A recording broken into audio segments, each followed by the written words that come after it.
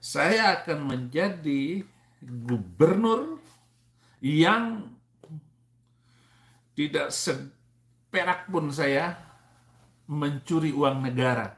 Bahkan saya berjanji seluruh gaji saya kembalikan untuk kesejahteraan rakyat.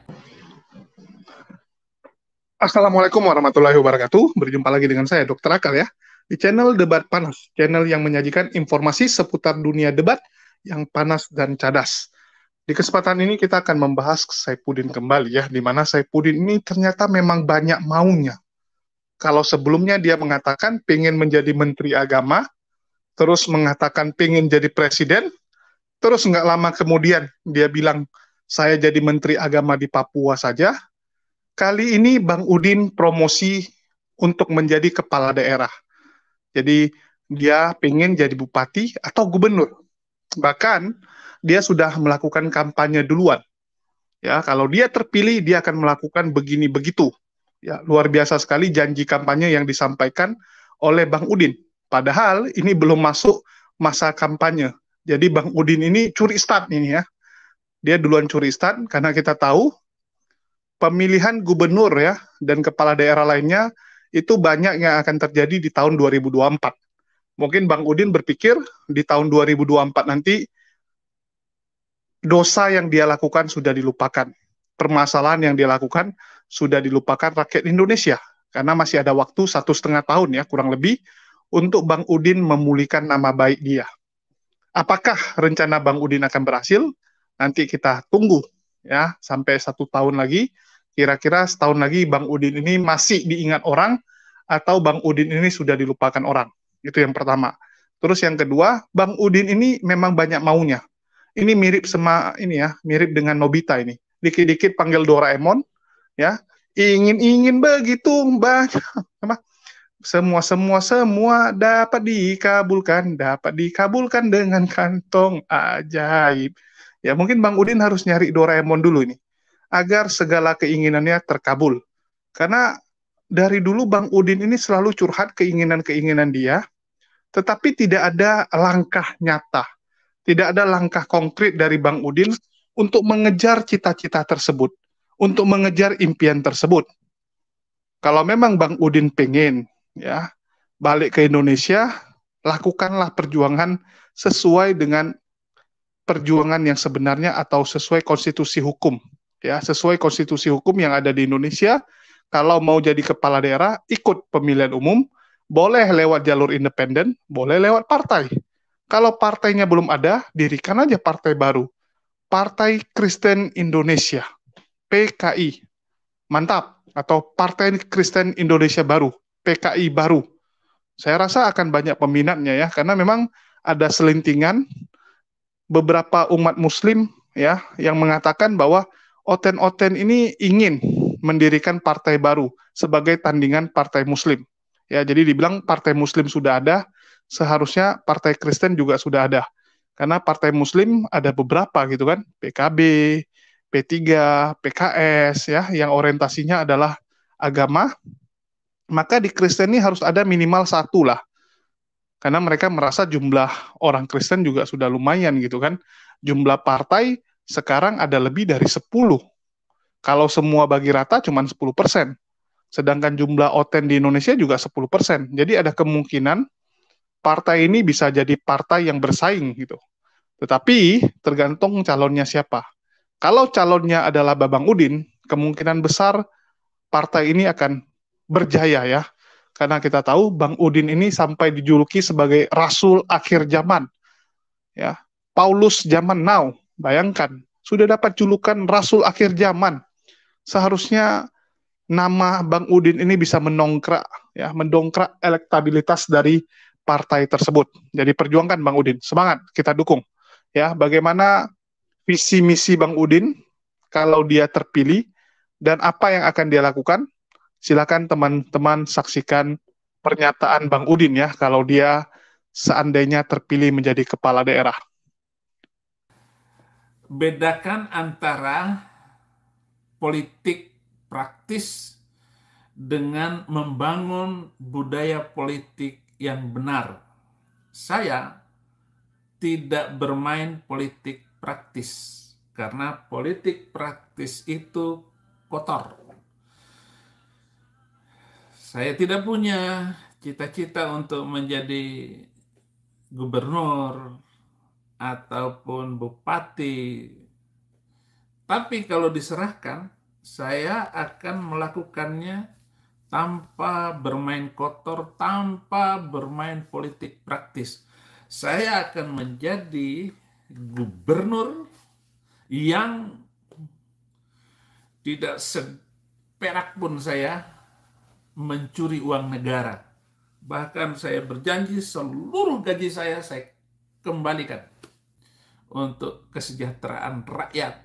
Karena saya pasti dapat makan, pasti dapat minum dari rakyat saya, orang yang memilih saya.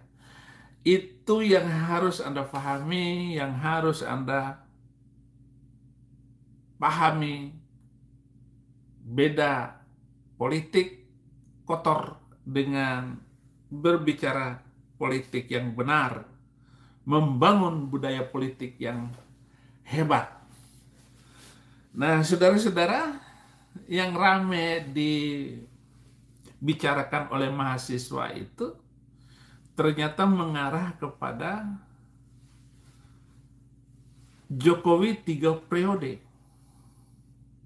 Nah, kira-kira apa salahnya? Bagi saya yang sudah mengalami sejak zaman Soeharto sampai hari ini, presiden yang benar-benar konsekuen dan menangis untuk bangsa ini, saya tahu baru Jokowi. Kalau SBY, saya tahu persis bagaimana kesusahan yang dialami oleh orang-orang pada zaman SBY memerintah. Ya, keren sekali ya janji kampanye dari Bang Udin yang memang udah curi start duluan ini.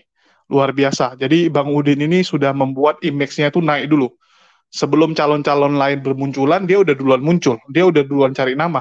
Sekarang nama Bang Udin menggelegar di seluruh Indonesia. Hampir ya sebagian rakyat Indonesia mengenal Bang Udin. Bahkan mungkin popularitas dia itu udah setara dengan Pak Jokowi. Sekarang Bang Udin ini semua orang kenal. Teman-teman saya yang orang awam saja, orang awam aja mereka udah tahu, oh ada itu si Saipudin gitu kan. Kalau si KC kemarin kurang terkenal sebenarnya. KC itu terkenal, tapi dia terkenal karena dikasih makan tai. Jadi teman-teman saya tuh tahu KC itu, oh itu yang dikasih makan tai sama polisi itu ya. Yang membekas di ingatan orang adalah dia diberi makan tai, bukan dia penghujat agama. Kalau si KC ya, secara terkenal, dia lebih terkenal karena makan tai itu, penghujatannya nomor 2 lah, secara polling gitu ya. Secara polling, KC terkenal karena apa? Yang nomor satunya, kalau kuis family 100 gitu kan, yang nomor satunya itu karena KC dikasih makan tai. Baru nomor 2 penghujatan agama. Kalau Saipudin, nomor satunya penghujatan. Ya, penghujatan baik ke agama, pemerintah, dan yang lain-lain.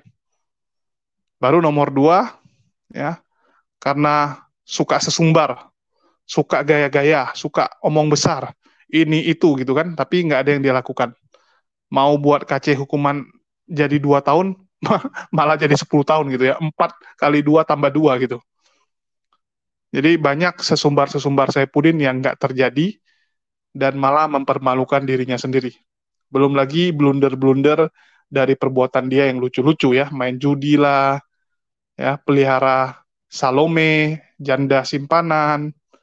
Belum lagi ini mulai terbongkar lagi kasus-kasus lainnya ya, seperti money laundry di dalam gereja. Ya, gereja menjadi tempat orang-orang untuk mencuci uang. Belum lagi nanti skandal-skandal yang lain terbongkar satu persatu. Jadi Saipudin ini cukuplah untuk mewakili kekristenan dan namanya lumayan besar. Dan bagaimana janjinya mengatakan tidak akan mengambil uang gaji. Ya, gaji enggak, tapi donasi jalan mungkin.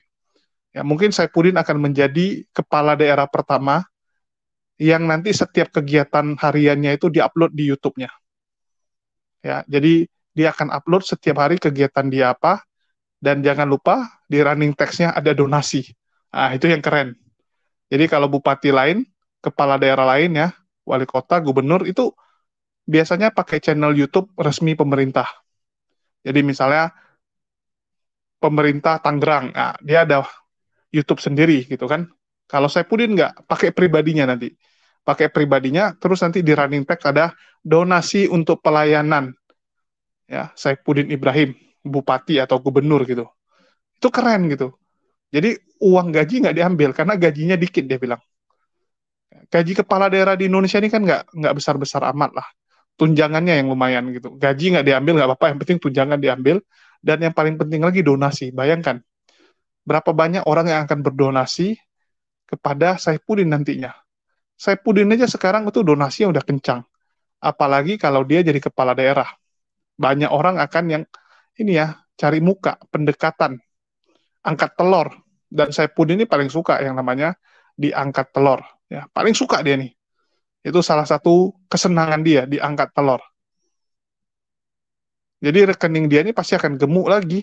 Kalau gajinya nggak diambil, tetapi dia diperbolehkan menaruh running text nomor rekening untuk pekerjaan Saipudin. Ya, oke, mungkin itu aja dari saya. Ya, kira-kira menurut teman-teman, layakkah Saipudin menjadi kepala daerah, terutama di daerah kalian? Apakah kalian senang kalau memiliki kepala daerah yang lucu dan menghibur seperti Saipudin? Ya, karena Saipudin ini makin hari makin menghibur. Silakan tulis pendapat kalian ya, senang atau nggak senang. Terus menurut kalian, di manakah Saipudin yang pantas menjadi kepala daerah?